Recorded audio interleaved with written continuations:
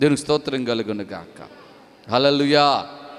ఇహలోక సంబంధమైన స్నేహం, ఇహలోక సంబంధమైన స్నేహం కలిగి జీవిస్తున్నాం. పేరుకైతే సత్యం చెబుతున్నాను అని, నేను యేసు ప్రభుతో నడుస్తున్నాను అని చెప్పుకున్నాడు, అబద్ధం మాట్లాడుతున్నానేవో.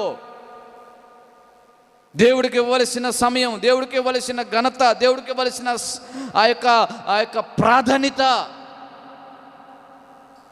దేవుడికి ఇవ్వాల్సిందే. నీకెన్ని బిజీ షెడ్యూల్లో ఉండు, ఎంత బిజీగా ఉండు, దేవుడికి ఇవ్వవలసిన సమయం దేవుడికి ఇవ్వాలి. అది విని కూడా మనం చేయట్లేదంటే నువ్వు అబద్ధికురాలు, అబద్ధికుడువు, చీకట్లో నడుస్తున్న వెలుగులో లేవు అని అర్థం. అక్కడ చీకట్లో నువ్వు నడుస్తున్నావు కానీ వెలుగులో లేవు. ఎందుకంటే పేరుకైతే చెప్పుకుంటున్నావు, నేను ఆయనతో సహవాసం చేస్తున్నాను అంటున్నావు కానీ చీకట్లో నడుస్తున్నావు.